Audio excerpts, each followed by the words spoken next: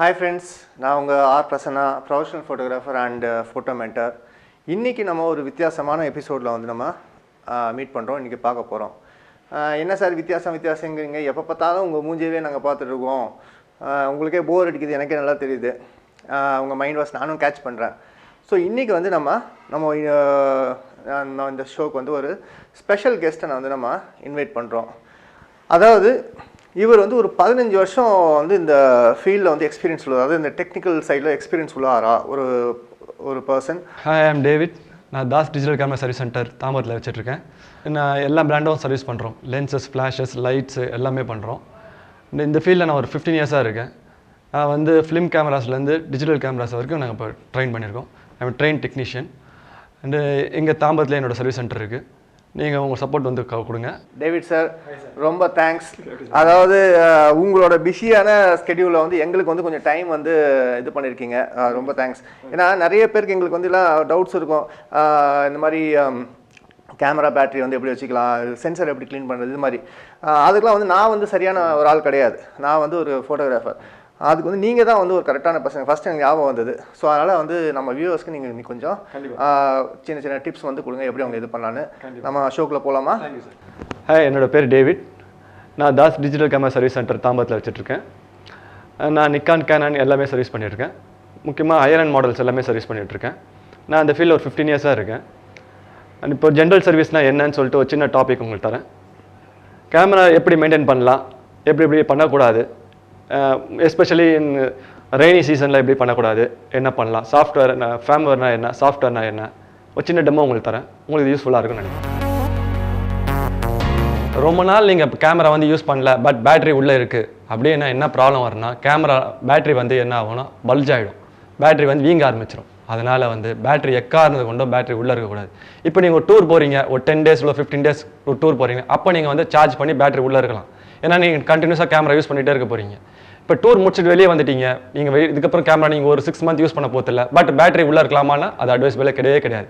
ஏன்னா பேட்டரி வந்து உங்களுக்கு லாங் லைஃப் வரணும்னு நீங்கள் ஆசைப்பட்டீங்கன்னா பேட்டரி வந்து ரிமூவ் பண்ணி வச்சலாம். ஆனால் SD கார்டு உள்ளே இருக்கலாம், அது எந்த ப்ராப்ளம் உங்களுக்கு கிடையாது. பட் பேட்டரி மட்டும் எக்காரணம் தான் உள்ளே இருக்கக்கூடாது. அப்புறம் இன்னொரு இஷ்யூ என்னென்னா, பேட்டரி வந்து லோ பேட்டரி காட்டும் போது மட்டும்தான் நீங்கள் ரீசார்ஜபிள் பண்ணணும். நீங்கள் அப்படி பண்ணலைன்னா என்ன ஆகுனா, நீங்கள் அப்பப்போ நீங்கள் ரீசார்ஜ் பண்ணியிருந்தீங்கன்னா பேட்டரி அதுக்கும் நீங்கள் பேட்டரி வந்து பல்ஜாக ஆரம்பிக்கும். அதனால் நீங்கள் எப்போ சார்ஜ் பண்ணணும் நீங்கள் கேமராவில் காட்டுதோ அப்போ மட்டும் சார்ஜ் பண்ணுங்க, மற்ற டைம் சார்ஜ் பண்ணாங்க. இப்போ நிறைய பேர் மிரர் வந்து அவங்க கையில் இருக்க டிஷர்ட் வச்சு துடைக்க ஆரம்பிப்பாங்க. பட் அப்படி துடைக்கக்கூடாது. அப்படி துடைக்கிறதுக்கு ஒரு ப்ரொசீஜர் இருக்குது. அப்படி துடைக்கணும், அப்படி தான் துடைக்கணும் மிரரை. அப்படி நீங்கள் துடைச்சிங்கன்னா என்ன ஆகுனா, அந்த டஸ்ட் பார்ட்டிகல்ஸ் நீங்கள் போய் அந்த மிரரில் பட்டுச்சுன்னா கண்டிப்பாக ஃபோக்கஸ் ப்ராப்ளம் வரும். மிரரும் உங்களுக்கு ஷேக் ஆகும். அதனால் உங்களுக்கு வந்து மிரர் நீங்கள் கை வச்சு துடைக்கவே கூடாது. இப்போ நிறைய பேர் என்ன பண்ணுவாங்க, அவங்களோட கிட் பேக்கில் வந்து அந்த ஜெல் பேக்கெட் போடுவாங்க, ஃபங்கஸ் வராமல் சிலிக்கான் ஜெல் போடுவாங்க. அது வந்து ஃபங்கஸ் வராமல் இருக்கிறதுக்கு. பட் ஆனால் அது வந்து 100% சேஃப்டி கிடையாது. அது வந்து நீங்கள் வந்து என்ன பண்ணணும், உங்களுக்கு ஐரன் மாடல் வச்சுருக்கீங்கன்னா ஒரு ட்ரை பாக்ஸ் சொல்லிட்டு ஒரு பாக்ஸ் இருக்குது, பிளாக் பாக்ஸ்னு சொல்லுவாங்க. அதில் எடுத்து வச்சிங்கன்னா உங்களுக்கு 100% ஃபங்கஸ் வராது. எஸ்பெஷலி இந்த மழை காலத்துலலாம் அந்த ஃபங்கஸ் வராமல் தடுக்கிறதுக்கு அந்த ட்ரை பாக்ஸ் தான் சேஃப்டாக.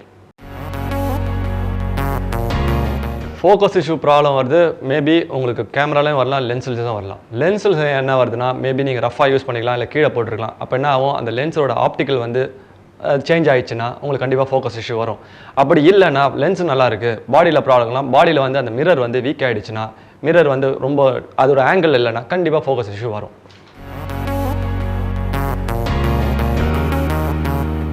இப்போ ஃபஸ்ட்டு தண்ணியில் போட்டோன்னே நம்ம என்ன பண்ணுவோம், தண்ணியில் வந்துச்சா கேமரா ஒர்க் ஆகுதான்னு சொல்லிட்டு ஃபஸ்ட்டு என்ன பண்ணுவோம், கேமரா ஆன் பண்ணி பார்ப்போம். அது பண்ணவே கூடாது.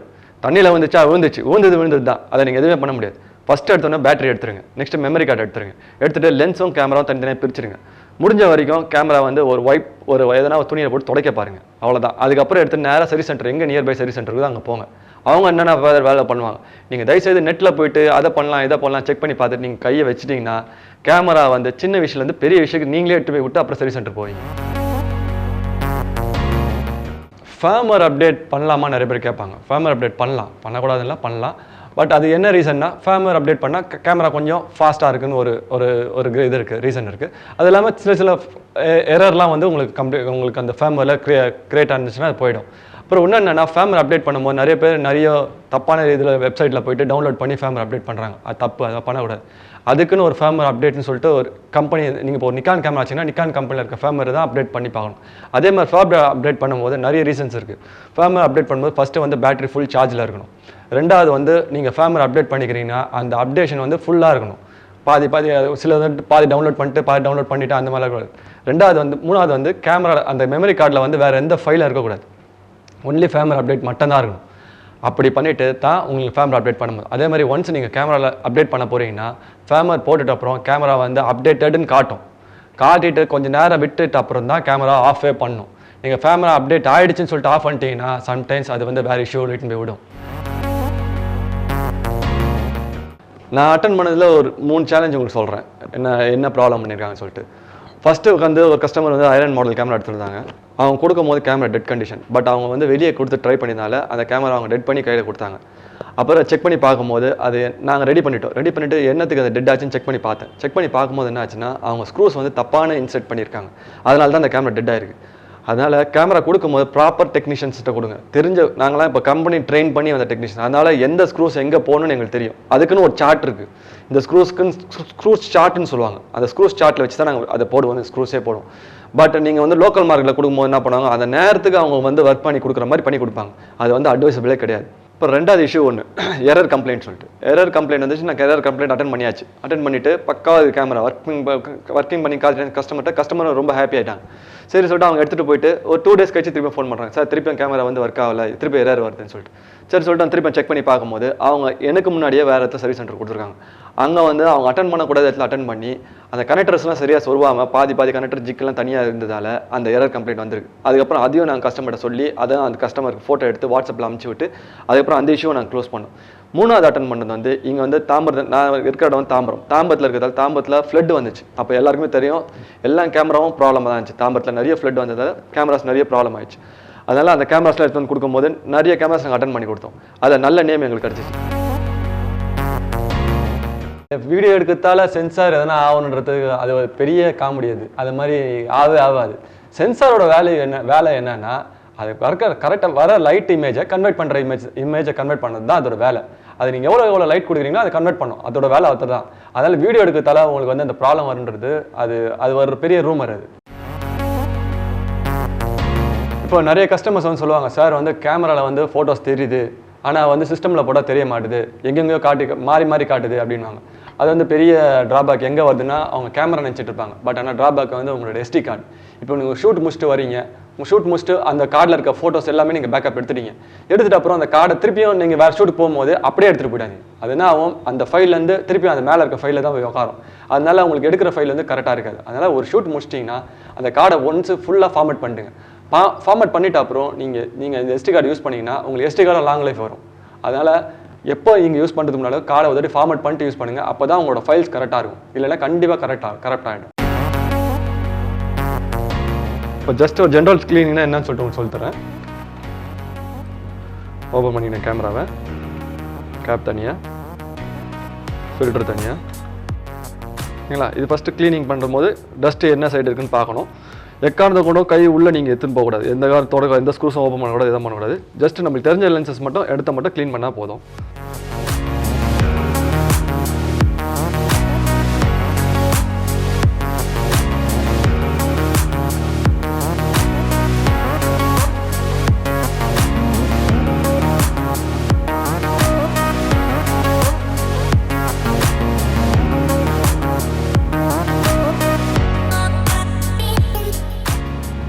க்ளீன் பண்ணிட்டு டிஷ்யூ எடுத்து இது வந்து லென்ஸ் க்ளீனிங் சொல்யூஷன் சொல்லுவாங்க, IPன்னு வாங்க.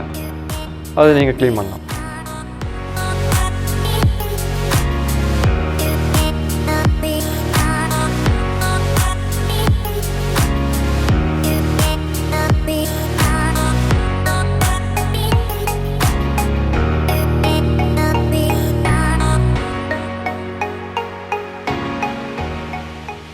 ரொம்ப ஹார்டாகவும் பண்ண ரொம்ப சாஃப்டாக ஜஸ்ட் ஒரு க்ளீன் பண்ணிங்கனாவே தெரிஞ்சிடும் உங்களுக்கு. அந்த ஃபஸ்ட்டு இந்த டஸ்ட்டுக்கும் இப்போ இருக்க டஸ்ட் க்ளீனாக தெரியும். க்ளீனாகவே ஃபுல்லாக க்ளீன் ஆகிடும்.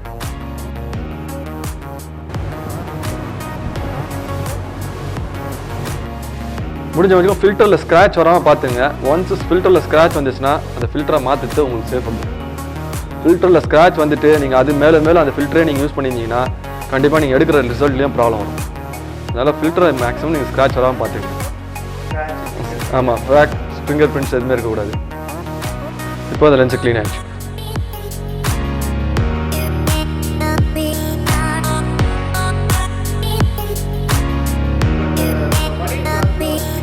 இல்லை சார், பனியன் கிளாத்லாம் நீங்கள் க்ளீன் பண்ணக்கூடாது. பனியன் கிளாத்லாம் க்ளீன் பண்ணிங்கன்னா அது ப்ராப்ளம் தான் உங்களுக்கு. அது வந்து டஸ்ட்டு வந்து உட்காரும் இடத்துல தான். அது பனியன் கிளாத் வச்சு க்ளீன் பண்ணக்கூடாது. அதே மாதிரி ஆமாம், அதே மாதிரி இப்போ இந்த லென்ஸில் இந்த பாடியை பொறுத்த வரையும் இந்த மிரர் நீங்கள் க்ளீன் பண்ணுறீங்கன்னா பனியன் கிளாத்து வேறு டிஷ்யூ எதை வச்சு க்ளீன் பண்ணக்கூடாது. அதுக்குன்னு ஸ்பெஷலி டிஷ்யூஸ் இருக்குது, அதை வச்சு தான் க்ளீன் பண்ணணும். பாடியில் வந்து மிரர் எப்படி க்ளீன் பண்ணுறது சொல்லித்தரேன். நிறைய பேர் என்ன பண்ணுவாங்க, துணியை வச்சு க்ளீன் பண்ணுறது, இல்லை லென்ஸ் இந்த கிளாத் வச்சு க்ளீன் பண்ணுறது, எல்லோ கிளாத் வச்சு க்ளீன் பண்ணுறது, அப்படிலாம் பண்ணவே கூடாது. அதுக்குன்னு டிஷ்யூ இருக்குது.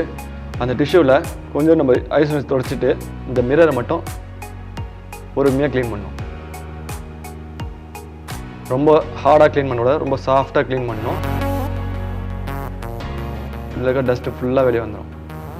வந்துட்டு அப்புறம் இன்னும் டிஷ்யூ எடுத்து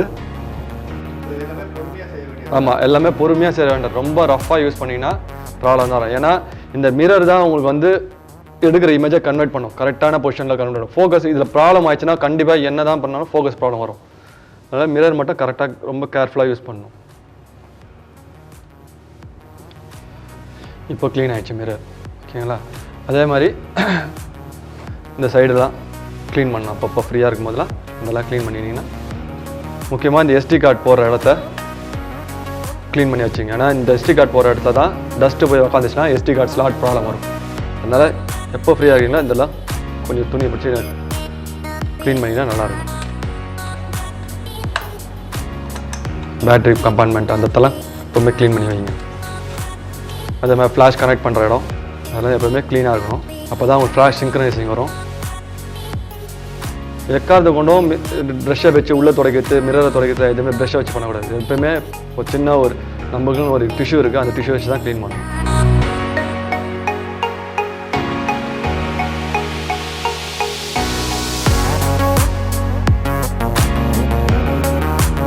அந்த ஒரு லிக்விட் வச்சு க்ளீன் பண்ணும்போது அது வந்து என்ன ஆகும், ட்ரை ஆனவனையும் அது வந்து ஒரு மாதிரி ஃபாகி மாதிரி ஆகிடும். அந்த ஃபாகி ஆகிடுச்சுன்னா உங்களுக்கு கோட்டிங் நீங்கள் திருப்பி க்ளீன் பண்ணும்போது கோட்டிங் போக ஆரம்பிக்கும். கோட்டிங் போச்சுன்னா நெக்ஸ்ட்டு வந்துன்னா ஸ்க்ராச்சஸ் தான் வரும். அதனால் சென்சார் மட்டும் நீங்கள் க்ளீன் பண்ணுறது நீங்கள் அவாய்ட் பண்ணிவிடுங்க. நீங்கள் வந்து நேராக ட்ரெயின் டெக்னீஷியன்ஸ்கிட்ட போனீங்க, கண்டிப்பாக உங்களுக்கு அது மிஞ்சி போனால் ஒரு 15 months ஒர்க் தான். அது உட்கார வச்சு அதாவது க்ளீன் பண்ணி கையில் கொடுத்துருவாங்க. அது உங்களுக்கு பிரச்சனையே வராது. அதனால் நீங்கள் ட்ரை பண்ணாதீங்க சென்சார் க்ளீன் பண்ணுறது மட்டும். ப்ளோயர் வச்சு க்ளீன் பண்ணக்கூடாது சென்சார். ப்ளோயர் வந்து எது க்ளீன் பண்ணுறோம்னா, மிரரில் இப்போது இந்த ப்ளோயர் வச்சு நான் க்ளீன் பண்ணுறேன்னா வெறும் இந்த மிரரை மட்டும் தான் என்னால் க்ளீன் பண்ண முடியும். இந்த மிரரில் இருக்க யூனிட்டை மட்டும் தான் க்ளீன் பண்ணலாம். இது இப்படி க்ளீன் பண்ணி தரலாம் உங்களுக்கு. நீங்கள் சென்சாரை க்ளீன் பண்ணுற மாதிரி இருந்துச்சுன்னா உங்களுக்கு இந்த ப்ளோயரில் வந்து டஸ்ட் எதுனா இருந்தால் கூட சென்சாரில் போய் உட்காந்துராது. அதனால் இன்னும் உங்களுக்கு பிரச்சனை பெருசாக தான் எடுத்துகிட்டு போய் நிற்கும். அதனால் சென்சார் க்ளீனிங் மட்டும் எக்காரத்தை கூட ட்ரையே பண்ணாதீங்க. வெறும் மிரரில் இருக்கிற க்ளீன் பண்ணனா அந்த ப்ளோயரை வச்சு அப்படியே க்ளீன் பண்ணி வைக்கலாம், அவ்வளோதான். தவிர நீங்கள் சென்சாரில் வச்சு நீங்கள் க்ளீன் பண்ணவே கூடாது. இப்போ நிறைய பேர் வந்து இப்போ யூடியூப் ஓப்பன் பண்ணி வச்சுட்டு ஒரு லென்ஸை ஓப்பன் பண்ணி பார்க்குறாங்க. அது வந்து சேஃபபிளே கிடையாது. நீங்கள் அதை வந்து என்னென்னா ஒரு ஸ்டெப்பாக காட்ட மாட்டாங்க. ஒரு ஸ்டெப்பு அதுக்கப்புறம் நேராக அது எப்படி கட்டிடுச்சுன்னு காட்டுவாங்க. பட் ஆனால் நீங்கள் ஓப்பன் பண்ணிட்டீங்கன்னா லாக் ஆகிடுவீங்க ஒரு இடத்துல வந்துட்டு. அதுக்கப்புறம் உங்களால் க்ளோஸ் பண்ணி கொடுக்கவும் முடியாது. அது அதை அசம்பளம் பண்ண முடியாது, க்ளோஸ் பண்ணவும் முடியாது. நெக்ஸ்ட் ஒரு சர்வீஸ் சென்டர்கிட்ட போவீங்க. எங்ககிட்டே வந்தால் கூட ஃபஸ்ட்டு கேள்வியே உங்களை யார் பிரிச்சா தான் கேட்பாங்க. சின்ன வேலையை பெருசாகிடுவீங்க. அது மாதிரி நிறைய என்கிட்ட வந்திருக்காங்க. சின்ன வேலையை பெருசாகிட்டு அப்படியே கவரில் போட்டு எடுத்துகிட்டு வருவாங்க ஒரு லென்ஸை, பாசமும் பண்ண முடியல சார்னு சொல்லிட்டு. அதனால் அது வந்து சேஃபபிளே கிடையாது. நீங்கள் அது மாதிரி ஓப்பனே பண்ணாதீங்க. நாங்கள் ட்ரெயின் டெக்னீஷியன்ஸ் ஏன்டா கூப்பிட்றோன்னா கரெக்டாக அவங்க சர்வீஸ் பண்ணி கொடுப்போம். அப்படி இப்போ சர்வீஸ் பண்ண முடியலனால கரெக்டான ரீசன் சொல்லுவோம். இதெல்லாம் பண்ண முடியல, இந்த ப்ராப்ளம் இருக்குது, அதனால் பண்ண முடியலன்னு சொல்லுவோம். இல்லை நெக்ஸ்ட்டு ஸ்டெப்ஸ் நாங்கள் சொல்லுவோம். இந்த லென்ஸு இந்த கேமரா வந்து சர்வீஸபிள் ஒர்த் இல்லையான்னு கூட சொல்லிவிடுவோம். பட் ஆனால் மற்றவங்க சொல்ல மாட்டாங்க. அதுதான் ஒரு ட்ரெயின் டெக்னீஷியன்கிட்டையும் லோக்கல் டெக்னீஷியன்கிட்ட இருக்க டிஃப்ரென்ஸ். ஸோ என்ன ஃப்ரெண்ட்ஸ், இந்த எபிசோட் உங்களுக்கு யூஸ்ஃபுல்லாக இருந்திருக்கா? நீங்கள் நிறைய விஷயங்கள் லேர்ன் பண்ணியிருப்பீங்கன்னு நினைக்கிறேன். ஸோ நம்ம கூட டைம் ஸ்பெண்ட் பண்ண நம்ம டேவிட் சாருக்கு தேங்க்யூ சார், எங்களோட டைம் ஸ்பெண்ட் பண்ணதுக்கு. ஸோ நெக்ஸ்ட் எபிசோடில் நம்ம மீட் பண்ணுறோம். Till then signing off. All the best.